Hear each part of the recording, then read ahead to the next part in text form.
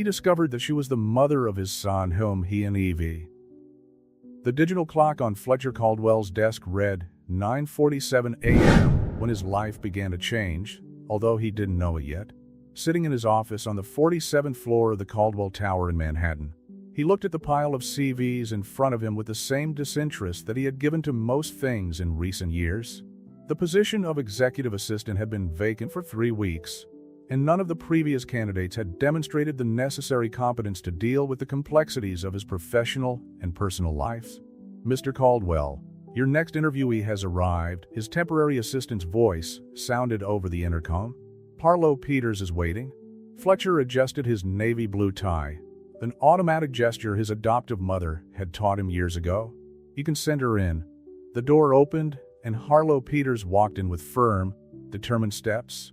There was something about his posture that immediately caught Fletcher's attention, a mixture of strength and vulnerability that he rarely encountered. Her deep green eyes carried a story that he couldn't decipher, but which intrigued him inexplicably. "Ms. Peters, please have a seat."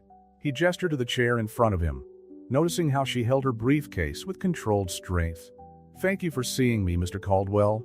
Her voice was soft, but carried a determination that he recognized instantly. It was the same kind of determination that had helped him overcome his own battles. As he conducted the interview, Fletcher found himself more interested in the nuances of Harlow's behavior than in her impeccable professional answers. There were moments when she discreetly touched a delicate silver necklace around her neck, a gesture that seemed more reflex than conscious. "I see you've worked on the West Coast for the last 5 years, Fletcher commented. A flash of emotion crossed Harlow's face before she could mask it with a professional smile. "Sometimes we need a change to move on," she replied, and Fletcher sensed that there was much more to that answer than the word suggested. Across town, in a modest apartment in Brooklyn, a shoebox held the secrets that Harlow had been carrying around for 15 years. Inside, a small hospital bracelet and a single faded photo of a newborn baby were her only tangible links to the son she was forced to give up for adoption when she was just 17. The interview continued, and Fletcher found himself increasingly impressed by Harlow's competence and presence. She had a unique way of organizing thoughts and presenting solutions, characteristics he valued enormously. "Last question, Miss Peters." Fletcher leaned forward slightly. "Why do you really want this job?" Harlow hesitated for a moment, his fingers once again finding the necklace. "Because I believe that sometimes the universe puts us exactly where we need to be, even if we don't know why at the moment."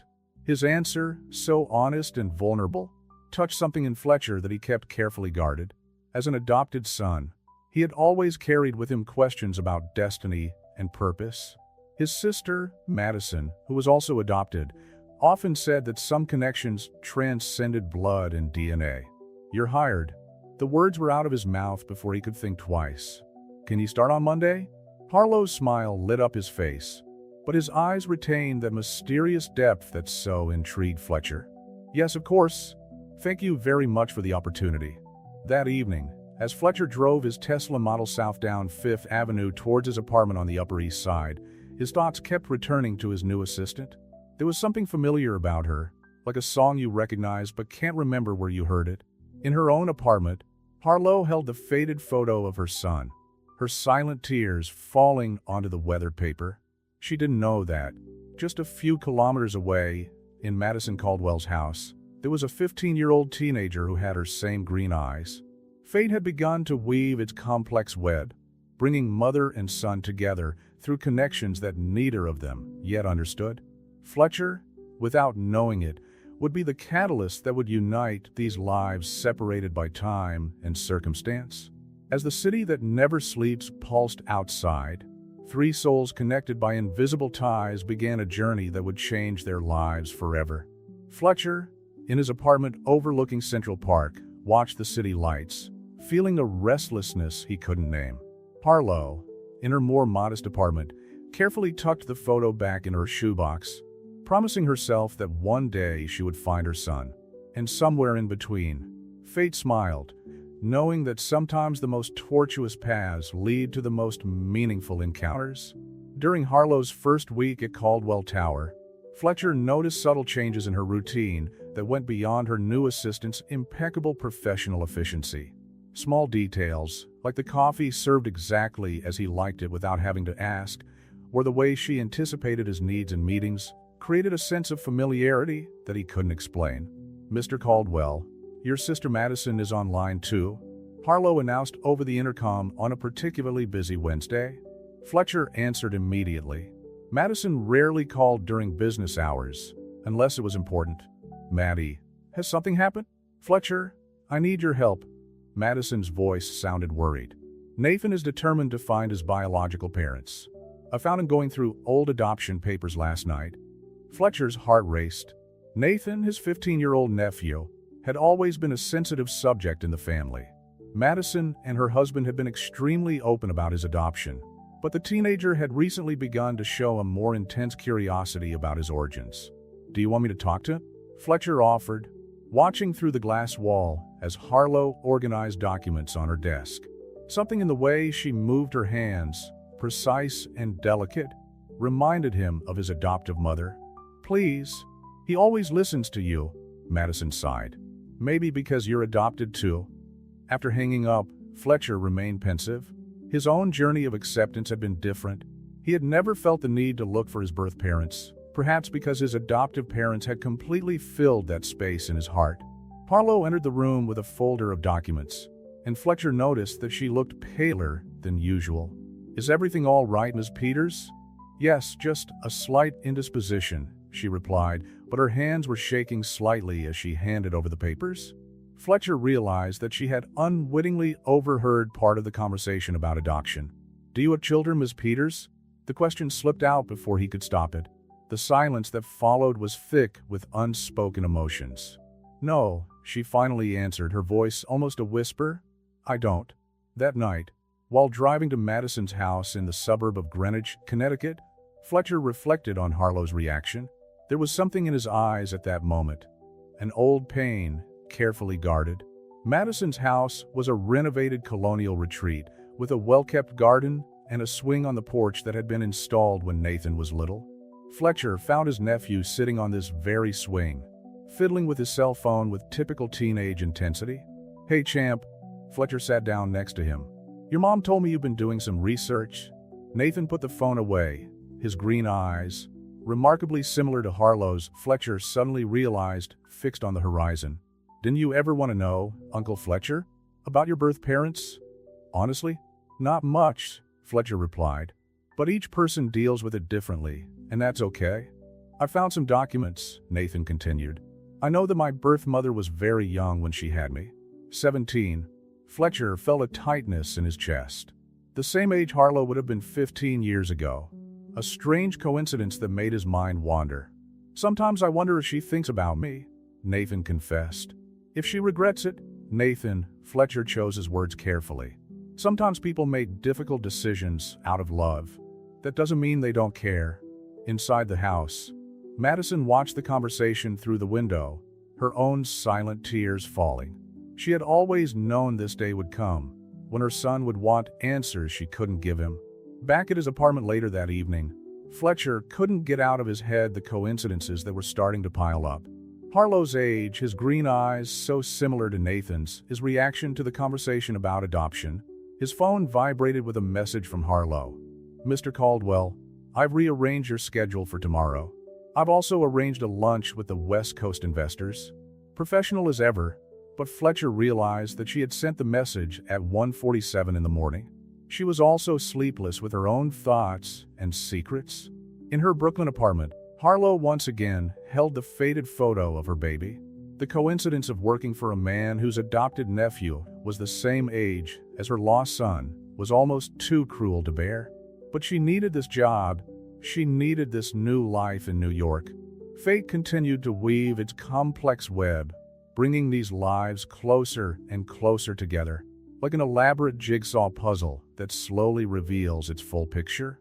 Fletcher, Nathan, Harlow, three souls connected by invisible ties, each carrying their own part of the truth that, when finally revealed, would change their lives forever. And so, while the city slept, three hearts beat in tune without knowing it, united by a secret that was waiting for the right moment to surface. A brown envelope on Fletcher's desk caught his eye that morning. Madison had sent the copies of Nathan's adoption papers that he had requested, hoping to find some information that might calm her nephew's search for his origins. As her fingers touched the sealed envelope, Harlow entered the room with the day's agenda. "Mr. Caldwell, the board is waiting in the meeting room," she informed him, her gaze inevitably landing on the envelope marked with the adoption agency's letterhead. Fletcher noticed the exact moment when the colors left Harlow's face. "Do you know Hope Bridge Adoption Agency?" he asked, noticing how she was holding the folder of documents too tightly. "I've heard of it," she replied, her voice betraying an emotion she was trying to hide. "The board meeting, it can be postponed for 15 minutes, Fletcher decided, gesturing for her to sit down. "Harlow, is there anything you want to tell me?" The silence that followed was as heavy as lead. Harlow touched her necklace, a gesture that Fletcher had already noticed was a nervous reflex. "It's nothing, Mr. Caldwell. Just old memories." In the meeting room, the board members waited impatiently, but Fletcher could barely concentrate on the figures and graphs being presented. His mind kept going back to Harlow's reaction, to the documents on his desk, to Nathan's green eyes. During lunch, Fletcher decided to visit the Hope Bridge Adoption Agency. The old building in the center of Manhattan held stories of countless transformed lives, including his own. At the reception desk, a gray-haired lady immediately recognized him. "Mr. Caldwell, how's your sister Madison?" asked Martha Stevens, who had worked at the agency for more than 3 decades. "She's fine, Martha. Actually, I'm here about Nathan." He hesitated. "He's asking questions about his biological parents." Martha adjusted her glasses, her face taking on a serious expression. "You know I can't reveal confidential information," but she paused significantly. "That was a case I've never forgotten. The mother was so young, so determined to give her son a better life." Back at the office, Fletcher found Harlow organizing files on his computer. The afternoon sunlight streamed through the windows, creating a golden halo around her that, for a moment, took his breath away. "Ms. Peters, would you like to have dinner with me tonight?" The words came out before he could stop them. "To discuss some projects," she added quickly. The restaurant Fletcher chose was discreet, with tables far enough apart to guarantee privacy. Harlow arrived punctually, wearing a navy blue dress that highlighted her green eyes even more, those eyes that kept haunting Fletcher with their familiarity. "Why New York?" he asked after the waiter had poured the wine. "The real reason." Harlow twirled the glass between his fingers, watching the red liquid dance. 15 years ago, I made a decision that changed my life forever," she began, her voice almost a whisper. "I was too young, unable to raise a child." Fletcher felt his heart race. The pieces of the puzzle were beginning to fit together in a way that frightened him. The adoption agency promised that he would go to a good family. Harlow continued, tears shining in her eyes. "But I never knew. I could never." At that moment, Fletcher's phone vibrated with a message from Madison. "Nathan found more documents. We need to talk." Attached was an old photo, yellowed by time, showing a young Harlow woman holding a newborn baby. Fletcher looked from the photo to Harlow, his mind processing the magnitude of the revelation unfolding before him. Fate had not only intertwined their lives, it had created a complex tapestry of connections that now threatened to fall apart or solidify irreversibly. "Harlow," he said softly, "I think we need to talk about Nathan." The sound of breaking glass echoed through the restaurant as the glass slipped from Harlow's trembling fingers. The drops of red wine stained a white tablecloth like tears of blood, marking the moment when the past finally caught up with the present. On the other side of town, Nathan stared at a similar photo in his bedroom, his green eyes, the same eyes as his biological mother, full of questions that would soon find answers. Fate, in its infinite wisdom, had chosen this moment to reveal its most deeply guarded secrets. The silence in the restaurant seemed deafening after the revelation. Fletcher watched Harlow, who remained motionless, his hands still trembling on the wine-stained tablecloth. A waiter discreetly approached to clean up the shards of glass, offering them both a moment to process the magnitude of the moment. How do you know about Nathan?" Harlow finally asked, his voice barely above a whisper. Fletcher took his phone out of his pocket and slid it across the table, showing the photo Madison had sent. Harlow put her hands to her mouth, stifling a sob as she saw the image from 15 years ago. Herself, younger and more frightened, holding her newborn son for the first and last time. "He has your eyes," Fletcher said softly. "I always wondered why his eyes looked so familiar. Is he all right?" The words came out haltingly, laden with 15 years of worry. Fletcher thought of how brilliant and kind his nephew was, how he loved astronomy and spent hours at the telescope he'd gotten for his last birthday. "He's extraordinary, Harlow. Madison and Robert are wonderful parents." Silent tears streamed down Harlow's face as she absorbed every word. "I never planned to meet him like this. I came to New York because I needed to be closer, even if I could never see him. When I saw your surname in the research on the company." "You knew?" Fletcher interrupted, suddenly understanding. "When you apply for the job, I suspected," she admitted. "There was an old news story about Madison Caldwell receiving an award for volunteer work. Nathan was in the photo with her. But I wasn't sure. I couldn't be sure." Fletcher's cell phone vibrated again, another message from Madison. "Nathan is determined to find his birth mother. He's found documents with her name on them. We need to meet now. Does Madison know you're here with me?" Harlow asked, noticing Fletcher's tense expression. "No," he replied, running his hands through his hair. "This is going to be complicated." "Complicated?" Harlow laughed humorlessly. "I'm the biological mother of your sister's nephew and your executive assistant. Complicated is an understatement." Fletcher signaled to the waiter, asking for the bill. "We need to talk to Madison. Today." The drive to Greenwich was silent, everyone lost in their own thoughts. Harlow stared out of the Tesla's window, watching the lights of the city give way to the darkness of the suburbs. Her hands kept touching the necklace. Inside the pendant, Fletcher now knew, was a small photo of the baby she had been forced to let go. When they arrived at Madison's house, the living room lights were on. Fletcher could see his nephew through the window, pacing back and forth, gesturing as he spoke to his mother.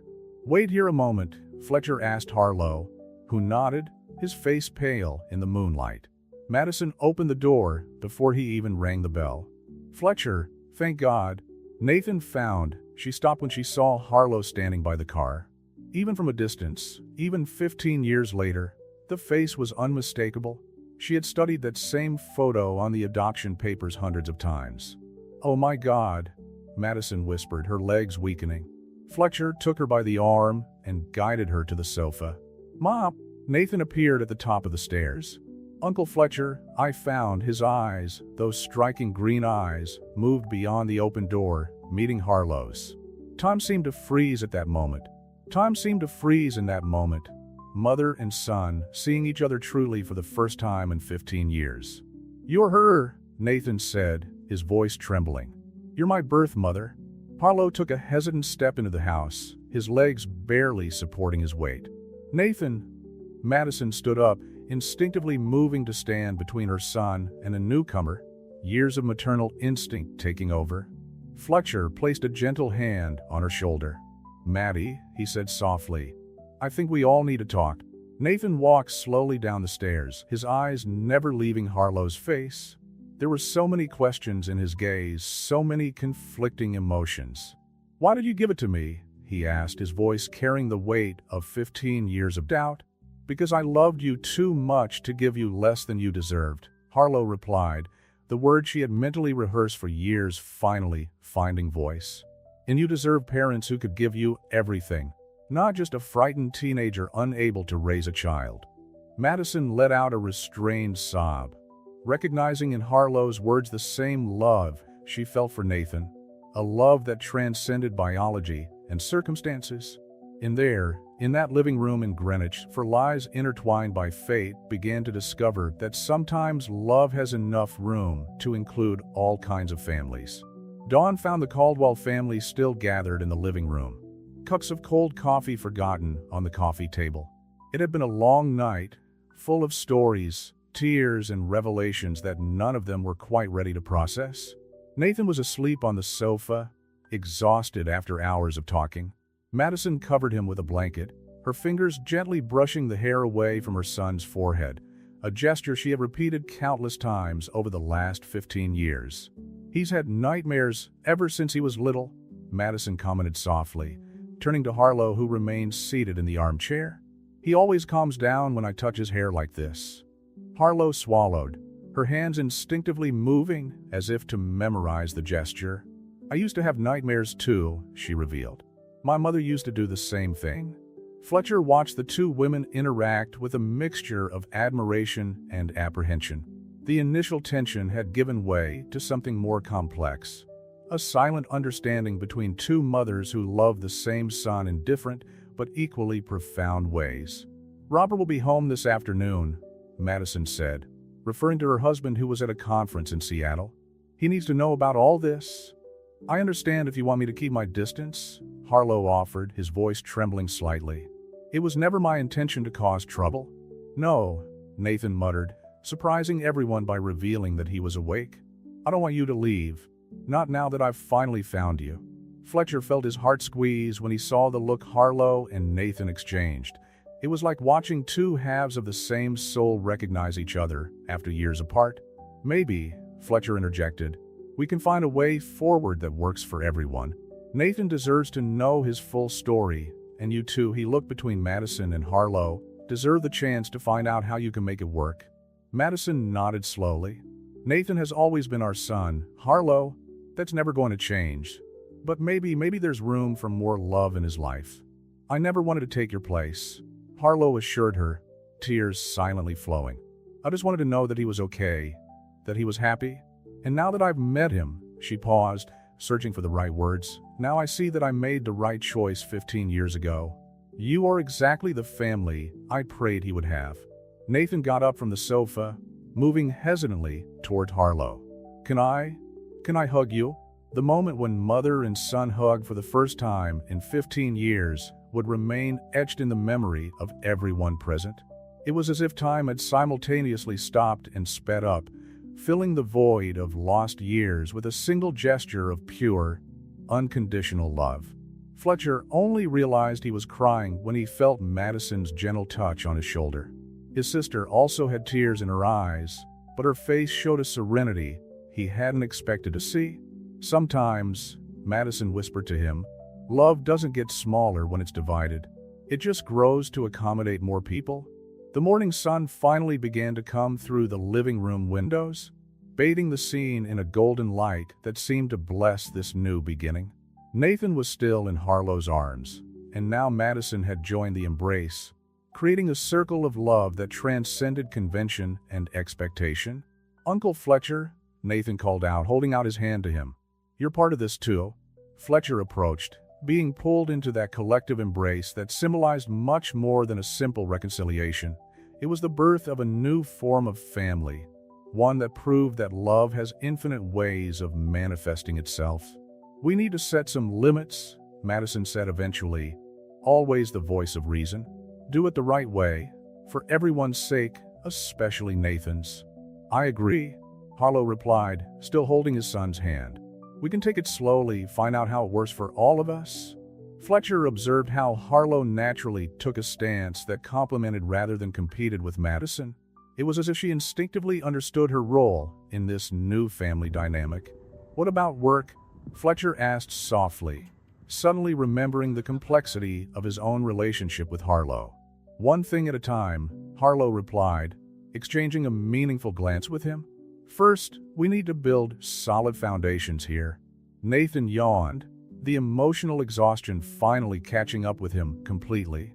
Madison gently guided him back to the sofa, and once again stroked his hair until he fell asleep. "He's got your smile," Madison commented to Harlow. "I always wondered where it came from." The two women shared a moment of mutual understanding, and Fletcher realized he was witnessing something extraordinary. The birth of an expanded family, where love knew no boundaries or traditional definitions. The sun continued to rise in the sky, promising a new day full of possibilities. As he watched that unlikely scene unfold, Fletcher understood that sometimes life's greatest blessings come disguised as complications, and that true love has the power to turn strangers into family. A week after the revelation that changed their lives, Fletcher watched Harlow through the glass wall of his office. She maintained her impeccable professional efficiency, but there was something different about her posture, a lightness that hadn't existed before, as if an invisible weight had been partially lifted from her shoulders. "Mr. Caldwell," her voice sounded over the intercom. "Your sister Madison is on line 1.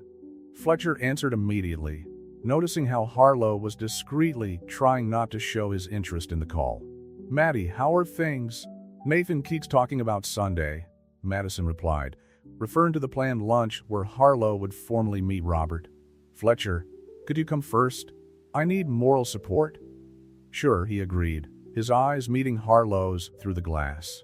"I'll be there early." After hanging up, Fletcher called Harlow into his office.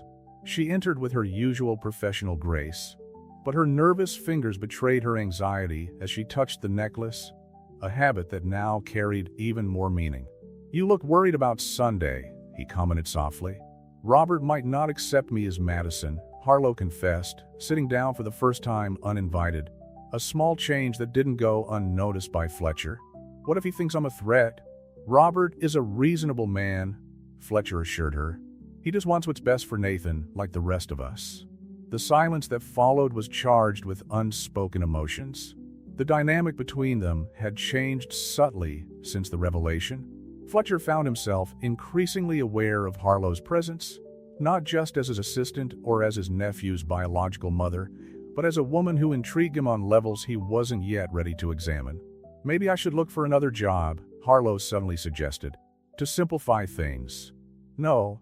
Fletcher's reply was immediate and more emphatic than he had intended. "You're valuable to the company. To all of us." The moment was interrupted by Harlow's cell phone, a message from Nathan. Since that night, they had established a cautious communication through messages, with Madison and Robert's full knowledge and approval. "He wants to know if I like astronomy," Harlow shared, a smile lighting up her face. "Apparently, there's a meteor shower this weekend." Fletcher smiled, remembering the telescope in Nathan's room. "He's probably planning to show you his meteorite collection on Sunday." The weekend came faster than anyone expected. Fletcher parked his Tesla in Madison's driveway, watching Harlow nervously adjust her light blue dress before they got out of the car. "Breathe," he whispered, gently placing a hand on her back. The touch, though brief, sent an electric current through them both. Robert opened the door before they could ring the bell. He was a tall man with kind eyes and a reserved smile. "Welcome," he said, his gaze surveying Harlow with restrained curiosity. Nathan appeared right behind, practically vibrating with contained energy. "You've arrived. Come and see my new telescope." "Nathan," Madison called out from the kitchen, "let them at least come in first." Lunch was surprisingly pleasant, with conversation flowing naturally between stories of baby Nathan and discussions about astronomy. Robert, initially reserved, began to relax when he saw how Harlow was genuinely interested in Nathan's passion for science. "He's had it since he was little," Robert commented over dessert. "This fascination with the sky. My father was a physics teacher," Harlow revealed softly. "He used to take me stargazing." Nathan absorbed this information with wide eyes, as if every little detail about his biological heritage was a precious treasure. After lunch, while Madison and Robert were doing the dishes, Fletcher found Harlow and Nathan in the back garden, setting up the telescope for the evening meteor shower. "Do you think we'll see many?" Nathan asked excitedly. "With this clear sky, the chances are good," Harlow replied, adjusting the equipment with always said that the best nights for observing are those that begin with a clear sunset. Fletcher watched the interaction with a tight heart, noticing how Nathan naturally leaned towards Harlow, as if his body instinctively recognized the connection between them. Madison joined them in the garden, bringing blankets and hot chocolate. "Robert is impressed," she whispered to Fletcher. "He may be protective, but he can see that this is good for Nathan." When night finally fell, everyone settled down on the lawn. Nathan lay between Madison and Harlow, each holding one of their hands as they watched the first meteors streak the sky. "Make a wish," Nathan exclaimed at a particularly spectacular moment. Fletcher, sitting next to Harlow, watched a silent tear run down her cheek as she closed her eyes, surely making a wish of her own. Without thinking, he reached out and gently dried the tear with his thumb. The gesture, so intimate and unexpected, made Harlow open her eyes and meet his. For a moment, the rest of the world seemed to disappear, and Fletcher felt his heart racing with possibilities he had never considered before. "Look!" Nathan's excited voice broke the moment, pointing to another shooting star. And there, under a sky dotted with falling lights, a new family was beginning to take shape, not defined by blood or legal papers, but by love that transcended all conventions. The Caldwell Tower office was buzzing with preparations for the biggest merger of the year, but Fletcher could barely concentrate on the numbers in front of him.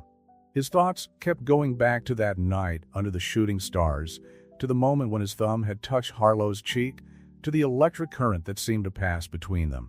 "Mr. Caldwell," Harlow's voice sounded over the intercom, bringing him back to reality. "The CEO of West Ridge Technologies is waiting on the line." Fletcher took a deep breath, forcing himself to focus on work. The merger with West Ridge was crucial to the company's expansion plans, but lately it had become increasingly difficult to maintain professionalism when Harlow was around. "Harlow," he called after ending the call, "can we talk for a moment?" She entered the room with her usual restrained elegance, but Fletcher noticed that she was avoiding his direct gaze. Since that night in the Caldwell's garden, something had changed between them, a subtle tension that neither of them knew how to address. "Nathan invited me to watch his presentation at the astronomy club tomorrow," Harlow commented, breaking the uncomfortable silence. "Madison thinks it's too early to introduce me publicly as well, you know. What do you want to do?" Fletcher asked softly. "I want to be there for him," Harlow replied, finally meeting Fletcher's eyes. "But I don't want to complicate things for anyone, especially not now, with Robert finally starting to accept me." Fletcher stood up, circling the table to be closer to her. "Harlow, about that night." The phone rang, interrupting the moment. It was Madison. "Fletcher, I need help," her sister sounded worried. "The mother of one of Nathan's classmates saw us in the park with Harlow at the weekend. Now there are rumors going around the school about adoption and biological family. Nathan is devastated." Fletcher felt his stomach sink. It was exactly the kind of situation they feared. "I'll come over," he promised, hanging up the phone and quickly explaining the situation to Harlow. "I should have been more careful," Harlow whispered, guilt evident in her voice. "Maybe I'd better step away for a while." "No," Fletcher replied firmly, taking her hand without thinking. "Let's not let petty gossip destroy the progress we've made. Nathan needs all of us now." The touch of their hands sent that familiar electric current through them, and for a moment they stood still, connected by more than just shared concern. At Nathan's school, they found Madison trying to calm down an angry teenager. "It's none of their business," Nathan shouted, tears of anger in his green eyes. Harlow's eyes. "Why can't people just leave us alone?"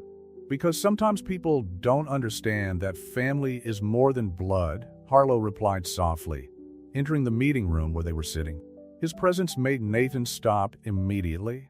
"You came," he said, his voice breaking slightly. "I'll always come when you need me," Harlow promised. "But I'll also always respect the boundaries your mother and father set." Madison watched the interaction with tears in her eyes, and Fletcher realized that her sister was witnessing something extraordinary. The love of two mothers for one child, each finding their own space in this unique dynamic. "Maybe," Madison suggested hesitantly, "it's time to be more open about our situation. We shouldn't hide as if there's something wrong." Nathan looked between his two mothers, hope beginning to replace the anger in his eyes. "So, Harlow can come to my presentation tomorrow?" "Yes," Madison replied, exchanging a meaningful glance with Harlow. "Like your family." The hug that followed included all four of them, and Fletcher found himself once again aware of Harlow's closeness, the soft scent of her hair, the way she fitted naturally against him. Back at the office, late at night, Fletcher found Harlow organizing documents for the next day. "You should go home and rest," he suggested. "Tomorrow will be a big day." "I'm nervous," she admitted. "What if I screw it up?" Fletcher moved closer, allowing himself to lightly touch her arm. "You won't. Do you know why?" Because all your love for Nathan, every sacrifice you've made, has been for him. People will see that. Their gazes met, and this time neither of them looked away. The moment stretched on, full of unspoken possibilities, of feelings growing silently like flowers under the winter snow. Fletcher, Harlow whispered, his name sounding different on his lips. No longer the formal Mr. Caldwell, but something more intimate, more real. Before he could answer, Harlow's cell phone rang. It was Nathan, sending photos of the telescope already set up for the next day's presentation. The moment passed, but something had definitely changed between them. As he watched Harlow smile at the photos of her son, Fletcher understood that he was falling in love not only with the strong, determined woman in front of him, but with the complexity of her story, the depth of her maternal love. And maybe, he thought, this was exactly the kind of love they all needed, a love that didn't shy away from complications, that didn't back down in the face of challenges, that had enough space to embrace all the nuances of an unconventional family. Nathan's presentation at the astronomy club attracted more attention than usual, with several parents whispering and casting curious glances at the unconventional group sitting in the front row, Madison and Robert in the center, Harlow discreetly positioned next to Fletcher a few seats later. "You're shaking," Fletcher whispered to Harlow, feeling the vibration of her arm against his in the shared chair. "I can't help it," she replied softly. "It's the first time I'm going to see him speak in public."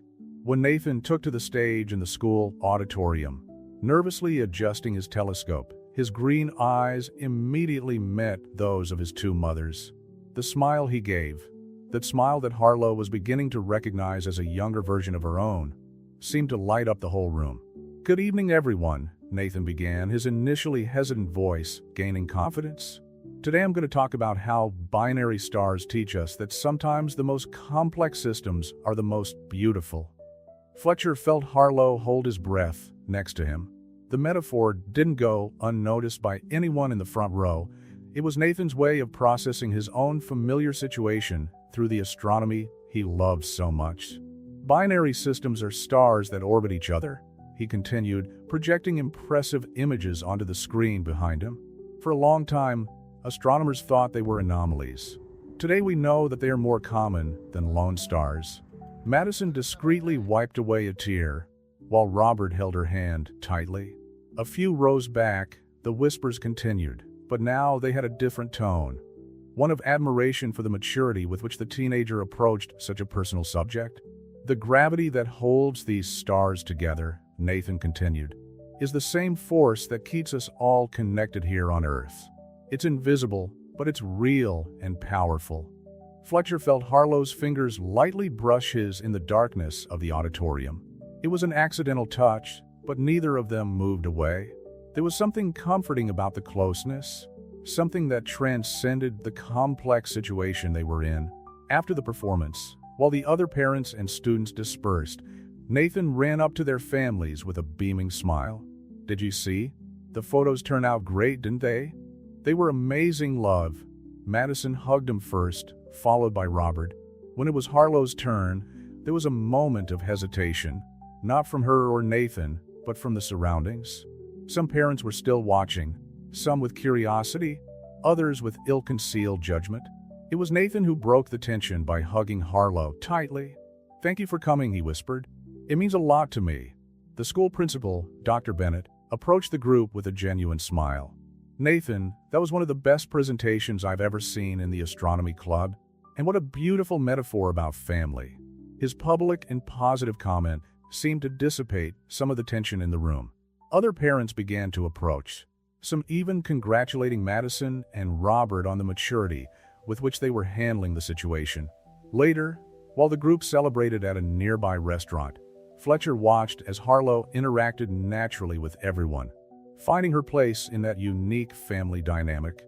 She laughed at Robert's jokes about constellations, exchanged complicit glances with Madison about Nathan's study habits, and occasionally cast glances in Fletcher's direction that made his heart race. "So," Nathan asked between mouthfuls of his dessert, "can I call you too, Mom, or would that be weird?" The silence that followed was broken by Madison. "I think you can call us whatever you feel most comfortable with, dear. There are no rules about that." "How about Mom for Madison and Mama for Harlow?" he suggested, glancing anxiously between the two. Harlow almost knocked over a glass of water, and Fletcher instinctively reached out to steady her, his fingers intertwining briefly with hers. I'd love to," Harlow managed to say, her voice laced with emotion. Robert sniffled, trying to disguise his own emotion. "I think we need more ice cream to celebrate this decision." As Robert and Nathan went to the counter to order, Madison leaned towards Harlow. "You know this is permanent, right? Once he starts calling you Mama, there's no going back." "It's all I've ever wanted," Harlow replied honestly, and Fletcher felt his heart clench at the simplicity and depth of that confession. The rest of the evening passed in an atmosphere of quiet celebration. When they finally said goodbye in the parking lot, Nathan hugged each of them individually, ending with a "good night, Mama" that made Harlow cry openly. Fletcher offered Harlow a ride home, and during the drive to her apartment, a comfortable silence filled the car.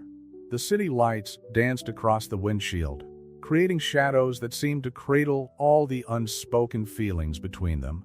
"It was an incredible night," Harlow finally said when Fletcher parked in front of his building. "It was," he agreed, turning to look at her. "Are you happy?" "More than I thought possible," she replied, her eyes meeting his in the dimness of the car. The moment seemed perfect for a kiss, but they both knew there was a lot at stake. The newly established family dynamic, the professional relationship, the complexities of their intertwined lives. "Good night, Fletcher," Harlow whispered, getting out of the car before either of them could do anything to change everything. Fletcher watched her enter the building, his heart torn between the desire to follow her and the prudence of waiting for the right moment. Some things he was learning were worth the wait. The office routine had become a delicate dance between Fletcher and Harlow. Every meeting, every exchange of glances, every shared moment carried the weight of undeclared feelings, amplified by the complexity of their family situation. "Mr. Caldwell." Harlow entered his office with a folder of documents, maintaining the professional formality they had both silently agreed to preserve during business hours. "West Ridge Technologies has sent the latest reports for the merger." Fletcher watched as she placed the documents on her desk, noticing the new pendant she wore, a gift from Nathan for her first month as Mama, a small silver star that complemented the locket where she kept her son's old photo. "The numbers look promising," he commented, forcing himself to focus on the papers in front of him and not on the soft scent of jasmine that always accompanied him. Momentarily abandoning her professional tone. "Nathan invited me to the astronomy camp this weekend. Madison and Robert approved, but you're worried about what the other families will think," he added, knowing full well her apprehensions after the episode at school. "I don't want him to go through any more uncomfortable situations because of me." "Nathan is stronger than you think." Fletcher stood up, circling the table to get closer. "He's proud of his family, every part of it." The phone rang, interrupting the moment. It was Madison, her voice heavy with concern. "Fletcher, you need to come to the hospital. Nathan had an accident during PE class." Fletcher's blood ran cold. "Is it serious?" "Apparently not, but he's asking for Harlow too." Fletcher hung up the phone and found Harlow already picking up her bag, having heard enough of the conversation to understand the urgency of the situation. On the drive to the hospital, Fletcher broke several speed limits, while Harlow had a reassuring conversation with Madison on the phone. Her presence in the car was both comforting and electrifying. Even in moments of crisis, Fletcher couldn't ignore how his heart raced when she was around. In the emergency room, they found Nathan lying on a stretcher with one arm in a cast and a few scratches on his face. Madison and Robert were by his side, their expressions visibly relaxing when they saw Harlow and Fletcher arrive. "Mom," Nathan called out, his face lighting up despite the pain. "Sorry to spoil our plans for the camp." Harlow ran up to him, her hands gently touching his bruised face. "Don't even think about it, darling." "What happened?" "He fell off the climbing wall," Madison explained, her voice still shaky. "Luckily, it wasn't very high." Robert put a comforting arm around his wife, while watching as Harlow naturally took on her maternal role, fluffing Nathan's pillows and asking pertinent questions about his condition. "Do you know what that means?" Nathan asked, a mischievous smile appearing on his bruised face. I'm going to need the two best nurses in the world to help me recover." Madison and Harlow exchanged emotional glances, and Fletcher realized how the accident, although frightening, was serving to strengthen the bonds between them even more. "Maybe," Fletcher suggested, "we could do our own astronomy camp in your parents' garden when you're better." "With everyone?" Nathan asked hopefully, his green eyes, so similar to Harlow's, sparkling at the idea. "With everyone," Robert confirmed, surprising everyone with his enthusiasm. "I might even try making that chili you like so much." The next few hours were filled with examinations, medical instructions, and preparations to take Nathan home. Fletcher watched as Harlow and Madison worked in perfect harmony, complimenting each other and caring for the son they shared in different but equally profound ways.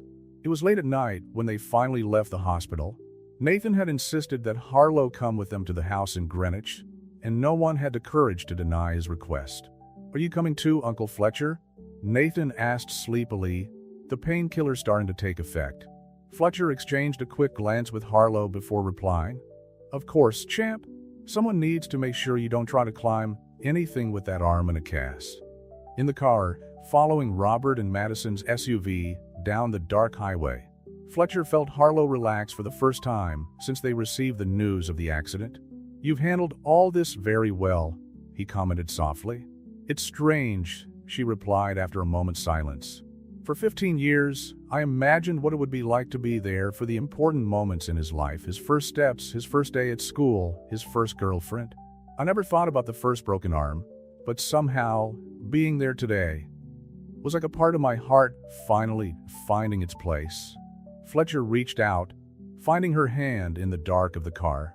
This time, there was no professional pretext or family situation to justify the touch. It was just two hearts recognizing a truth that was getting harder and harder to ignore. "You've always had a place in this family, Harlow," he said softly. "Perhaps more than you realize." The rest of the journey was made in silence, their hands still intertwined, as fate continued to weave its complex web of connections and possibilities. The impromptu camping trip in the Caldwell's garden became a tradition in the weeks following Nathan's recovery. Every Friday, the unconventional family gathered under the stars, with Robert proudly serving his perfected chili and Madison organizing board games that quickly turned into fierce competitions. "Checkmate," Nathan declared triumphantly, his arm in a cast in no way diminishing his chess skills. "Sorry, Uncle Fletcher, but I think Mama Harlow is a better teacher than you." Fletcher feigned indignation, but his heart warmed at the sight of Harlow's proud smile. Over the last few weeks, she had become a constant presence, not only in Nathan's life but in all of theirs. Their professional relationship in the office had turned into a delicate dance of stolen glances and accidental touches that seemed less and less accidental. "Anyone for more marshmallows?" Madison asked, stirring the embers of the contained fire. Her relationship with Harlow had evolved into something that surprised everyone, a genuine friendship based on a shared love for Nathan. "Nathan, time for your meds," Robert reminded him, checking his watch. The teenager grimaced, but didn't protest when Harlow got up to fetch the painkillers from the kitchen. Fletcher followed, using the excuse of needing more coffee. In the intimacy of the bright kitchen, he found her leaning on the worktop, silent tears streaming down her face. "Harlow," he approached worriedly. "It's all right," she smiled through her tears. "It's just for so long I imagined what it would be like to be part of his life, and now sometimes it seems too good to be true." Fletcher took another step towards her, eliminating the distance between them. "You deserve this, Harlow. All this happiness." The moment was interrupted by Nathan calling from outside. "Mama, the medicine's taking a while." Harlow laughed, wiping away the tears. "Duty calls." But before she could walk away, Fletcher grabbed her wrist gently. "Have dinner with me tomorrow?" "Fletcher," she hesitated, her eyes meeting his in the soft light of the kitchen. "You know that would complicate everything." "Maybe some things deserve to be complicated," he replied, his thumb tracing gentle circles on her wrist. The sound of approaching footsteps made them move away quickly. Madison entered the kitchen, raising an eyebrow as she noticed the tension in the room. "Nathan's complaining about the medicine," she commented, a small smile playing on her lips. but I think he just wants to make sure his boob doesn't stay away too long. Back in the garden, they found Robert trying to explain to Nathan the different constellations visible that night. The teenager, although clearly sleepy, insisted on staying awake. Just a little longer, he asked when Madison suggested it was time for bed. I want to see if I can photograph Jupiter with a new telescope. 15 minutes, Madison conceded, exchanging an amused glance with Harlow. And only because your mama seems interested in astronomy too. Fletcher watched as Harlow sat down next to Nathan, helping him adjust the telescope with his good arm. The light from the campfire danced across their very similar faces, illuminating not only their physical similarities, but also the deep connection they shared. She's good for him, Robert commented softly, joining Fletcher. For all of us, really. Yes, she is, Fletcher agreed, his heart squeezing as he watched Harlow laugh at something Nathan had whispered. Later, when Nathan had finally fallen asleep on the sofa in the living room and Robert had gone upstairs to prepare his room, Madison seized the moment for a heart-to-heart with Fletcher and Harlow. I see what's going on between you, she said softly, and I understand why you're hesitating. But maybe it's time you allowed this happiness for yourselves too. Harlow blushed intensely, her fingers automatically finding the star necklace Nathan had given her. Madison, I would never do anything to complicate. Our family is already complicated, Madison interrupted with a gentle smile. And yet it works perfectly. Maybe it's time to trust that it can work even better. Fletcher felt his heart race at his sister's words. Looking at Harlow, he saw in her eyes the same mixture of hope and fear that he knew was present in his own. Dinner, he said simply. Tomorrow night. No pressure, no expectations. Just us. The smile that lit up Harlow's face was answer enough. Madison applauded silently, her face radiant with the happiness of seeing her unconventional family growing in unexpected and wonderful ways. When Fletcher finally left the Caldwell house that night, taking Harlow to his apartment in Brooklyn, the silence in the car was full of possibilities. The city lights reflected in the windshield like shooting stars, each carrying a silent wish that maybe, just maybe, love could be simple even in the most complex circumstances. The restaurant Fletcher chose for dinner was at the top of one of Manhattan's most exclusive skyscrapers, with a panoramic view of Central Park. It was intimate enough for a private conversation, but public enough to keep the situation within comfortable bounds. Or so he hoped. Harlow arrived punctually at 8, wearing a dark green dress that made her eyes look even deeper. Fletcher felt his heart race as he watched her leave the elevator, remembering that first job interview that would change their lives forever. You look beautiful, he said softly, pulling out the chair for her. Fletcher, Harlow began as soon as the sommelier walked away with their wine order. We need to set some clear boundaries about this, about us. I agree, he replied, surprising her.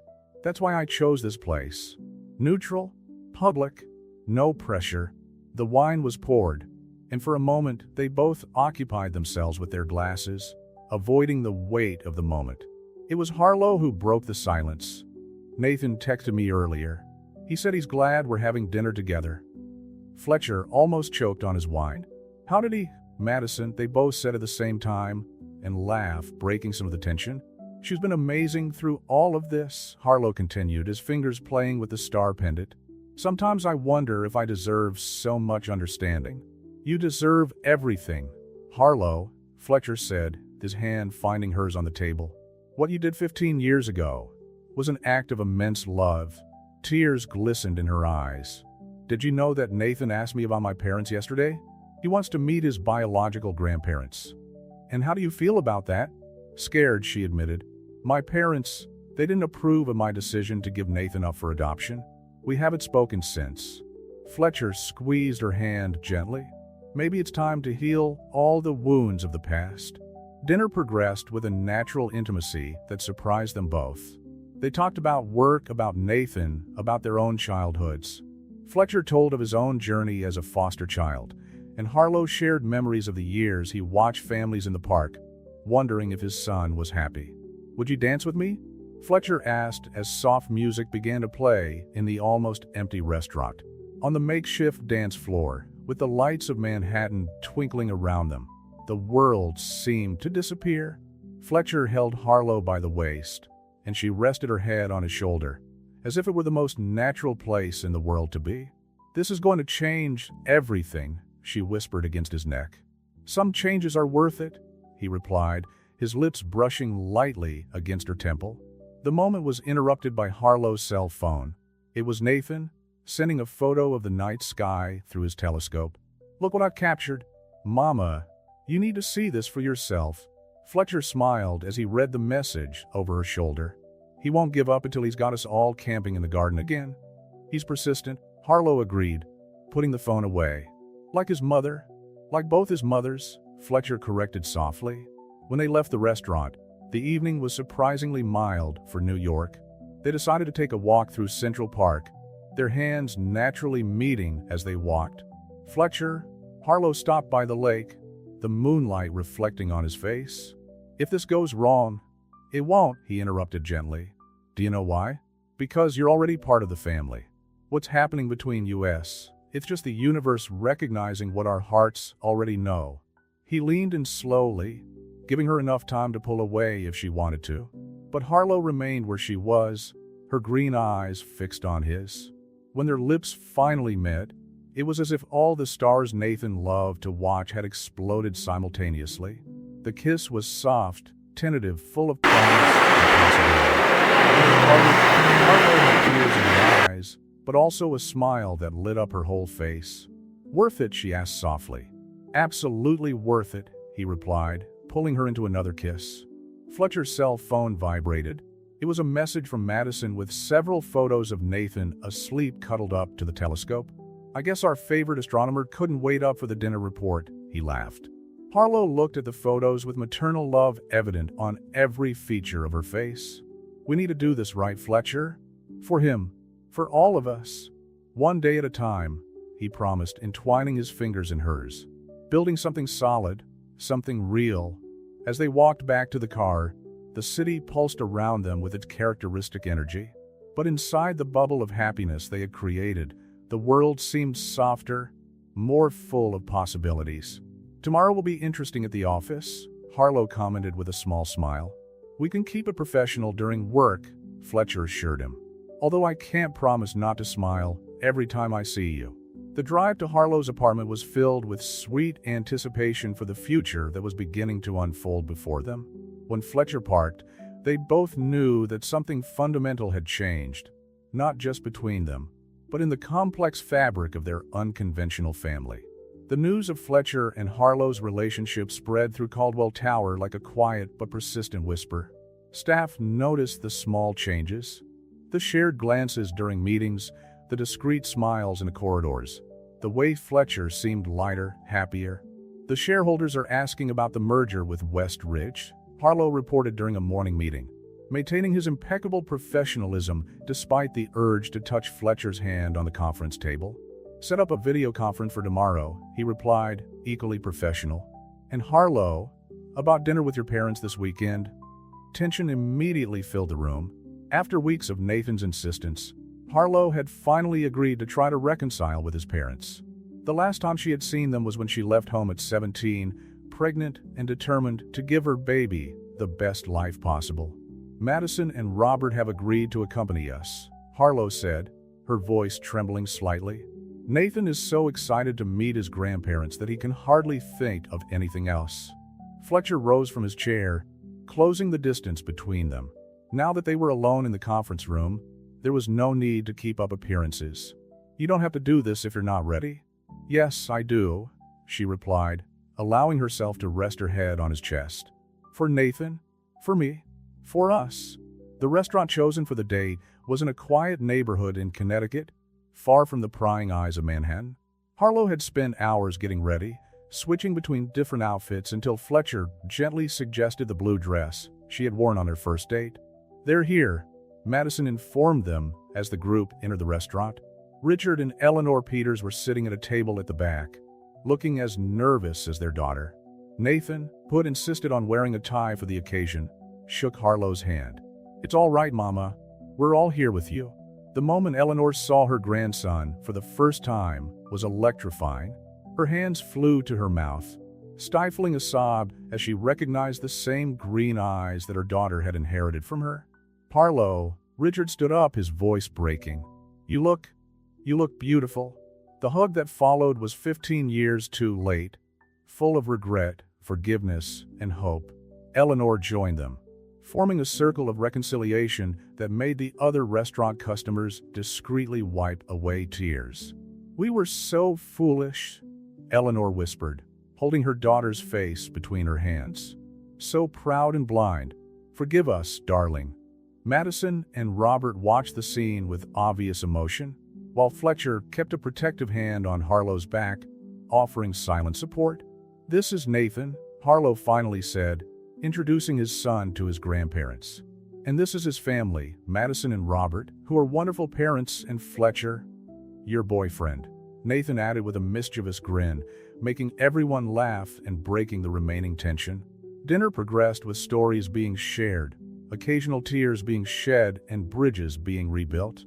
Eleanor couldn't take her eyes off Nathan, amazed at how he had inherited not only the family's physical traits, but also Richard's passion for science. "Your grandfather was a professor of quantum physics," she revealed, making Nathan's eyes sparkle with excitement. "I still have his old telescope," Richard added shyly. "If you wanna, that would be amazing," Nathan exclaimed, looking between his two mothers for approval. Madison smiled, interlacing her fingers with Robert's. "I think we just gained more members for our astronomy camps." Fletcher watched as Harlow visibly relaxed at the sight of their two worlds blending so naturally. Under the table, he held her hand, and she returned the squeeze with a strength that conveyed all her love and gratitude. "Harlow told us about your work at Caldwell Tower," Eleanor commented, looking meaningfully at Fletcher, "and about how instrumental you've been in this whole journey." "Actually," Fletcher replied, exchanging a complicit glance with Nathan, "I think the universe had its own plans for all of us."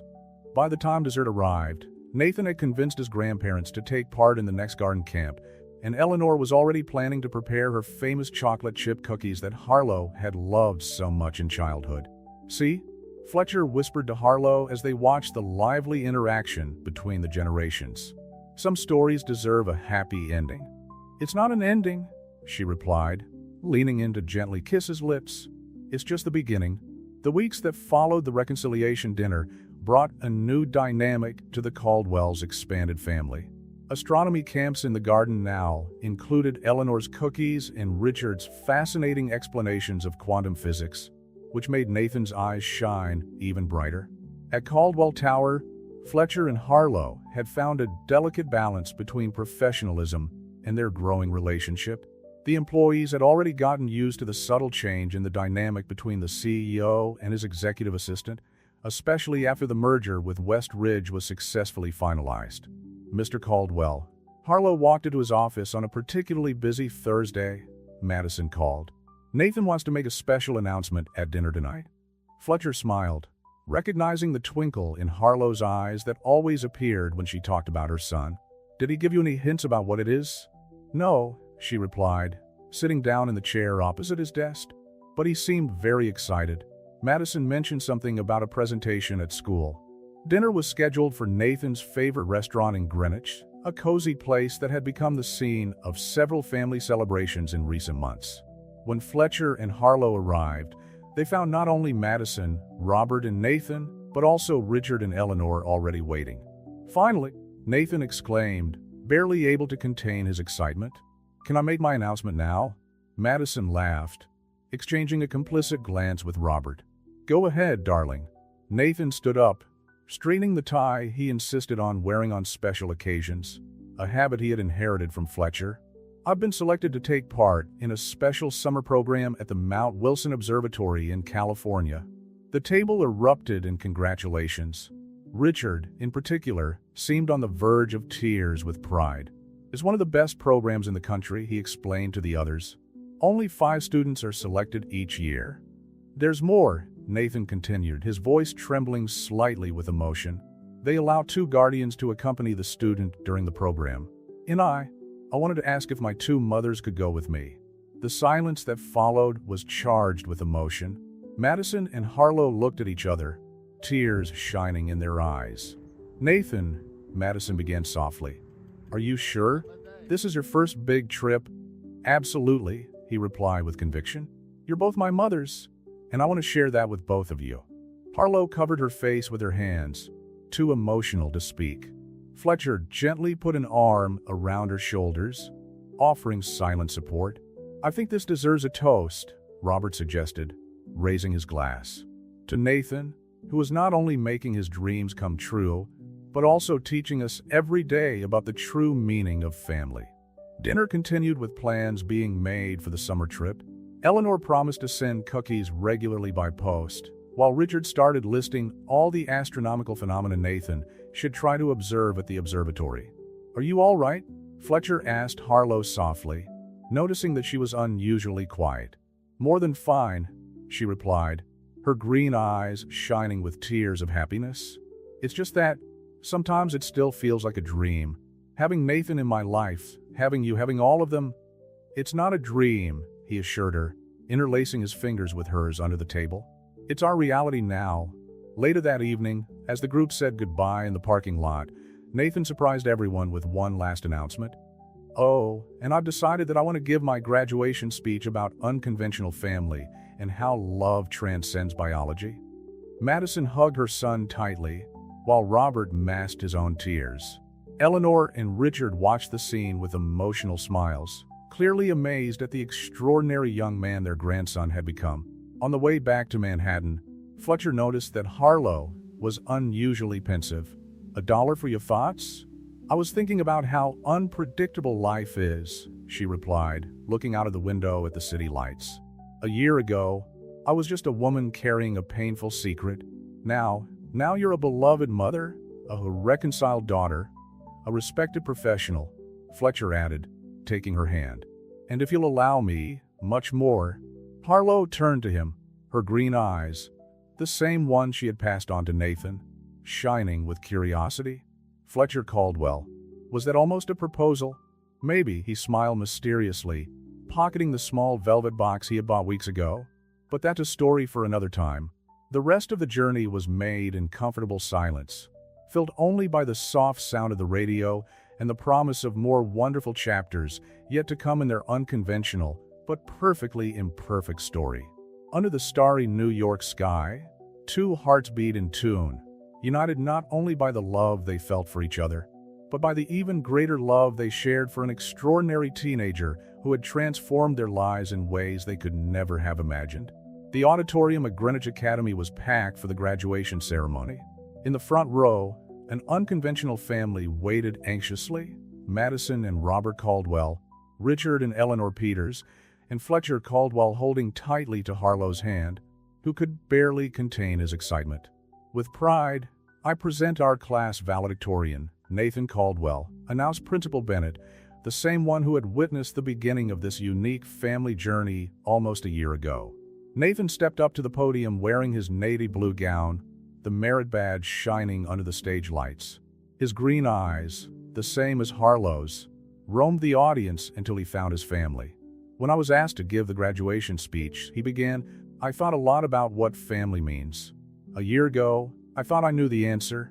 Today, I understand that family is like a constellation. Each star shines with its own light, but together they form something even more extraordinary." Harlow squeezed Fletcher's hand, remembering the trip to the Mount Wilson Observatory the previous summer, where she and Madison had watched their son make his first real astronomical discoveries.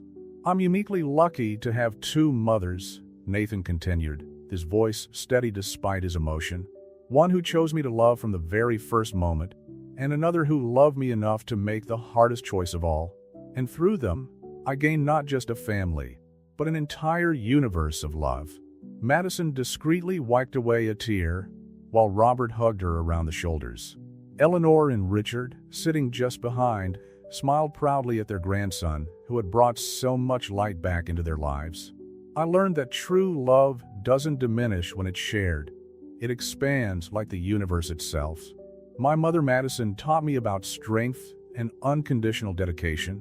My mama Harlow showed me that courage sometimes means making impossible choices for love." Fletcher felt Harlow tremble slightly beside him. In his jacket pocket, the small velvet box he had been carrying for months seemed to pulse with possibilities.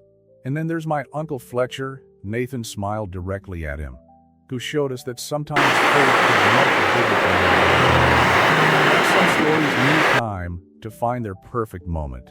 The speech continued, touching hearts and drawing both laughter and tears from the audience. When Nathan finally came down from the stage after receiving his diploma, he was greeted by a collective hug from his extended family. The reception that followed was held in the Academy's gardens, where tables had been set up under string lights that resembled a starry sky. Eleanor had prepared a whole table of cookies, while Richard proudly displayed photos of Nathan's astronomical discoveries at the observatory.